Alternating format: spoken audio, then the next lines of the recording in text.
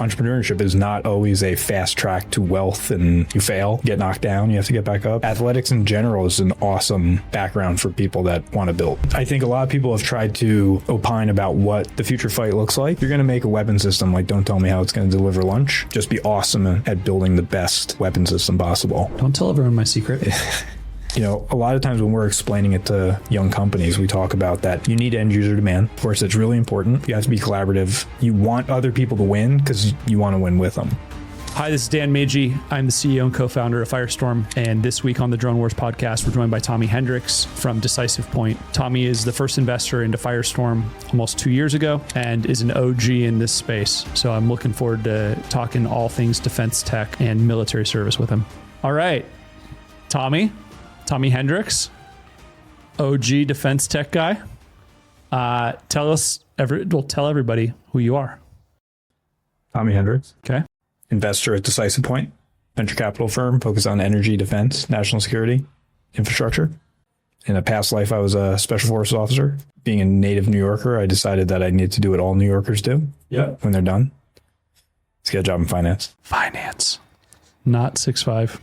Does have blue eyes. No trust fund. No, definitely no trust fund. Trying to build the trust fund. Thrift savings plan. Yeah. Have you heard of junk bond? Okay, so he's done it all. And what did you do when you forgot one of my favorite things about you? You went to where for school? I went to West Point. And what team were you on there? I was on the wrestling team. Wrestler. Okay. Yep. Toughest, handsomest Keep going. team at West Point. Yeah. Tommy, if you ever have a chance to sit down with him, has a lot of thoughts about why wrestling is probably the most character building sport you can do, and how it just makes you a badass for the rest of your life. It definitely makes you awesome at being miserable. So we've talked about this a lot. It's called being comfortable, being uncomfortable, right? Why is that important for entrepreneurs? I mean, I think just doing anything hard is all about your capacity to perform while suffering. And whether it's physical, putting in the hard work as an entrepreneur, building something. I mean, that means making hard decisions, time away from your friends, family, the things you might otherwise like to be doing. It is much easier to work at a big company than it is to start your own. Yeah. Just clock in, clock out, maybe do a couple hours of work during the day. Well, and, entrepreneurship is not always a fast track to wealth and, a life of leisure. So you fail, you get knocked down, you have to get back up. And, I think athletics in general is an awesome background for people that want to build. Mm-hmm. What do you think about military as a background for that too? Yeah, I mean, I think there's a lot of the same traits and components, right. But I think if you look at, in my experience, people who are successful in the military, they're athletes before, and so, I think I shy away from the notion that the military made me who I am, or that even sports made me who I am. I think a lot of it had to do with the way I was brought up, hardworking parents, and that drove me to the other things I wanted to do in life. Mm-hmm. And in some ways, what I do now is it feels like a third act. Sure. When I was in high school, all I cared about was wrestling. Sure. All through college, all I really cared about was wrestling. And then eventually I cared, 9/11 happened. I was part of the generation that got to watch in college Green Berets invade Afghanistan. Yeah. While I was, already on my way to West Point. And I said, that's what I want to go do. Yeah. And then that became my obsession. And then I did that. I was in my early 30s. Clearly the war was coming to its end. Yeah. I was ready for my next adventure, and this is it. Yeah. It's been quite an adventure. So Tommy and I have known each other for, I don't know, maybe almost 10 years at this point. What I want you to talk about is how you think the defense tech space has changed in the last decade. I mean, in the last 5 years, sure. It's changed dramatically. When we first started the firm 6.5 years ago, Decisive Point, when we first started Decisive Point 6.5 years ago, people thought it was crazy. People said it's an uninvestable space. The government's too difficult to work with. And at the time, Anduril had just come out of stealth. DIU was still DIUX. There just weren't that many people playing in the space. And it's easy to look back now and say, how pioneering and, bold it was for some of these folks to go and jump into it. But at the time, there was a ton of skepticism. And so the thing that I would say kind of blew it wide open is the war in Ukraine.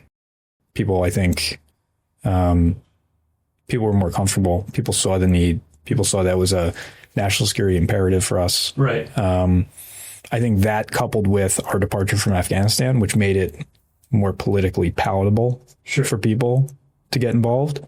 Those two things together, I think, really led to the explosion of people being interested in the space. How important do you think is mission, like for whatever your mission is, but mission in defense tech? How important has that been to kind of be a driver of a lot of young people coming into the space over the last couple of years?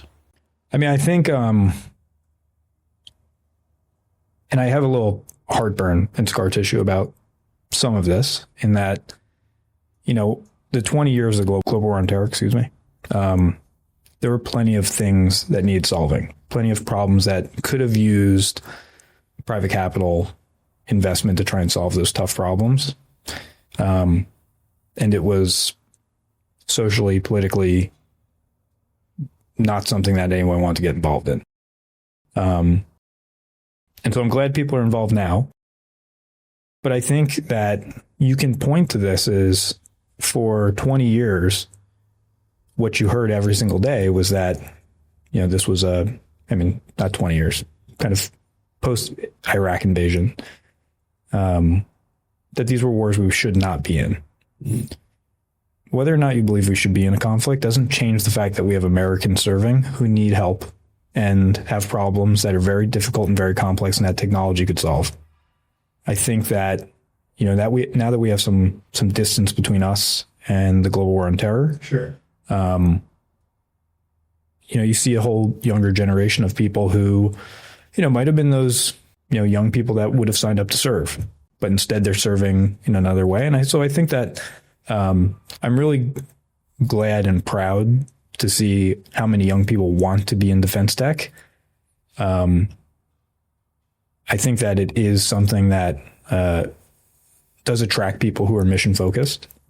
And I think this is something that is probably a good signal for the direction of the country in general.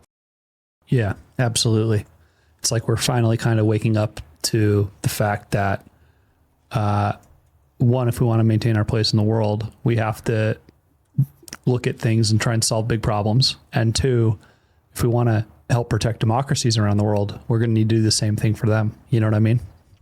Yeah. And I mean, the other piece of it is we are probably at a place now that we weren't 15 years ago, where autonomous systems, robotics can actually start replacing some of those very dangerous tasks that, were once really the purview of the junior enlisted soldier in the military. Drone Wars is recorded from Firestorm's global HQ in San Diego. From our custom-built studio inside one of our hero products, a modular industrial-grade manufacturing facility designed to be deployed anywhere in the world within 24 hours for on-demand drone production. Each week on the podcast, we bring you cutting-edge insights from top industry leaders, sharing the breakthroughs and technologies they're working on, the hard lessons they've learned, and bold predictions that they have for the next 5 to 10 years in autonomous systems and advanced manufacturing. Enjoying the show so far? Then be sure you like and subscribe so you never miss an episode. Now, back to the show. When you look at where the technologies come today, how does your background help you think through the space, make investment decisions, I don't know, take some bets too on companies to see who could potentially solve those problems? I think that it can't be overlooked that having served in the military is not the only qualification for being in the space. There are plenty of very, very smart and well-qualified, especially investors in this space that have never served, but they understand problem solving, they understand team building, they understand how to manage teams. Another piece of it is, your relevancy in the operational environment changes really fast.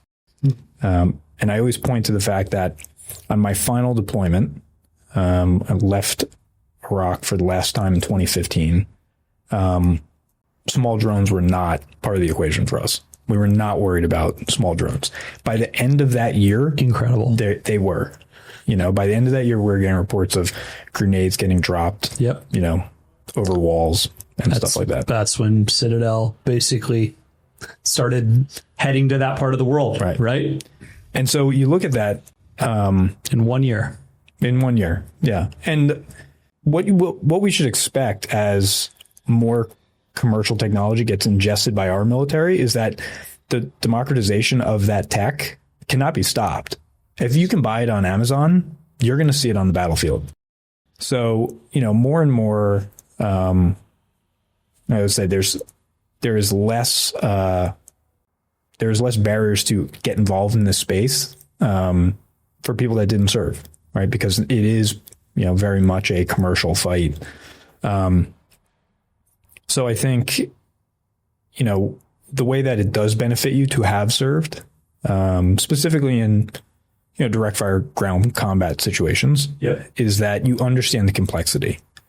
I think what we see a lot is folks oversimplify some of the challenges and some of the problems, especially when it comes to communications, hardening, the type of operational environment that you might find yourself, whether it's a,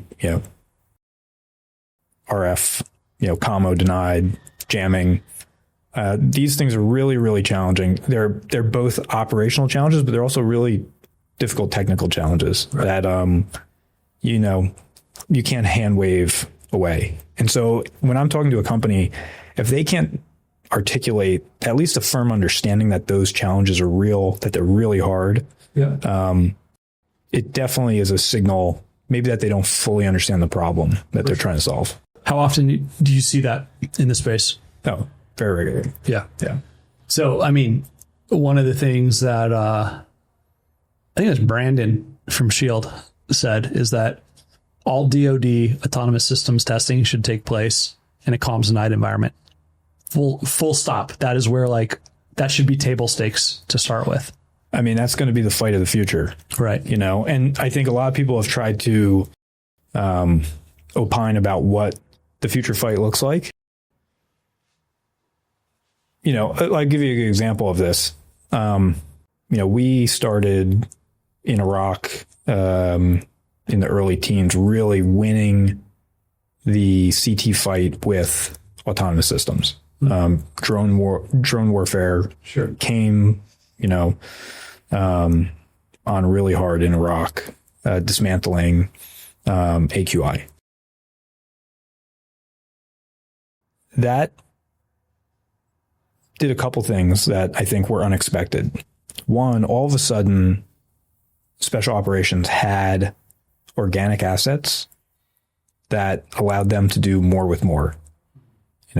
SOF is designed to do more with less, to be out there alone. Organic assets working through with and by partner forces, small teams out there alone and unafraid. And then we gave us the most awesome set of support assets that we could ever ask for. We're able to do find, fix, finish, target organically, or do SIGINT. And we were able to start really moving very quickly at prosecuting high value targets. As we start to transition to thinking about what a future fight might look like, where, we do have large formations, traditional, conventional military forces engaged, those are assets that are strategic, and they are going to have to get diverted to support those large conventional forces, because you cannot have a battalion of the 82nd Airborne Division lose its left flank. You are going to have to defend those points of friction, sometimes at the risk of small teams out there, doing other operations. And so SOF has really had to look at how do we start to get some of these assets that we've enjoyed for a long time? How do we make them organic? We don't want to lose capability, but we are going to lose, maybe some access, to some of the conventional systems that we've enjoyed, for a long time. And so I think we've done a lot of buildup around making sure that we do have those exquisite assets that are organic to the force. And we're seeing that across the Army, across the Air Force, across the Navy. They all have now their own resources that they can pull from. But we're also looking at how do we use drones? How do we use indirect fires, mortars, things that, really fell out of the purview of those small units for a long time because we didn't need them. Oftentimes if you were in contact on the ground in Iraq or Afghanistan, you might be the only one, and theater level assets are getting pushed to you because you're at the point of need. And if we entered a place where lots of organizations are in the point of need, we're going to have to start really thinking about how we allocate resources. Right. And so do you think part of that answer is what used to be thought of as asymmetric technologies being ingested and then deployed in mass? Or how do you solve that problem? Well, I think part of it is we've had to rethink what are the types of operations that are most appropriate for different mission sets. I mean, in the GWOT, we were fighting to get the missions. We wanted to do everything. Everyone did. That's the conventional force, the special operations force. I think in a more unified command environment where we're trying to fulfill a number of different mission sets at the same time, I think there's probably going to be a little more directive applied where,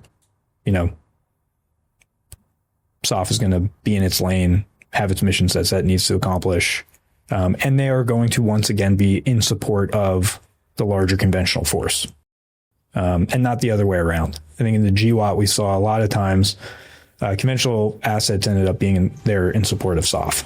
And I think that dynamic will change. Thanks for listening to the Drone Wars podcast. Each week, we bring you fascinating conversations with leaders shaping the future of air, sea, land, and space technologies. Catch new episodes every Tuesday wherever podcasts can be found. Until then, we'll see you next time.